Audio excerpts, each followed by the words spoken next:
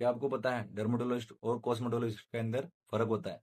क्या आप बता सकते हैं चमड़ी वाला डॉक्टर और सौंदर्य विशेषज्ञ के बीच में अंतर होता है? राम राम खम्मा गणी सबने, मैं था कुछ चमड़ी वाला डॉक्टर जो कि आज बात करना चाहता हूँ इन दोनों के बीच में अंतर क्या होता है।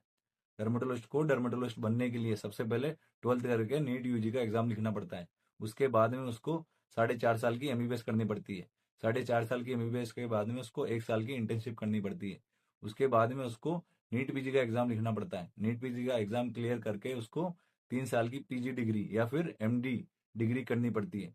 एमडी के अंदर वो एमडी गवर्नमेंट से कर सकता है या फिर डीएनबी करना पड़ता है, या फिर कुछ लोग तो 2 साल की उसमें डिप्लोमा वगैरह का भी करते हैं।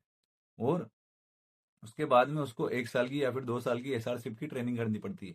इसके बाद में वो जाके बनता है डर्मेटोलॉजिस्ट। कॉस्मेटिक्स के अंदर ऐसा कुछ भी नहीं होता है। कुछ लोग पार्लर वाले भी होते हैं, कुछ लोग 3 महीने का कॉस्मेटिक्स कोर्स करके ये कॉस्मेटिक्स चला रहे हैं, कुछ लोग जो कि डिग्री या फिर डिप्लोमा करते हैं इसके अंदर। बाकी कोई भी ऐसा नहीं है जो डिप्लोमा वगैरह करके कॉस्मेटिक्स चला रहे हैं। सब लोग 2-2 3 3 महीने का कोर्स करके कॉस्मेटिक्स चला रहे हैं। और डर्मेटोलॉजिस्ट सारी बीमारियां देखता है, जैसे चमड़ी की बीमारी हो गई, नाखूनों की बीमारी हो गई, बालों की बीमारी हो गई, या फिर यौन से संबंधित सारी बीमारियां हो गई, या फिर लेप्रोसी हो गई जिसको हम कुष्ठ रोग कहते हैं, उसके बारे में देखता है। इन सारों का डायग्नोसिस बनाता है। उसके बाद में डायग्नोसिस करने के बाद में इसका इलाज करता है।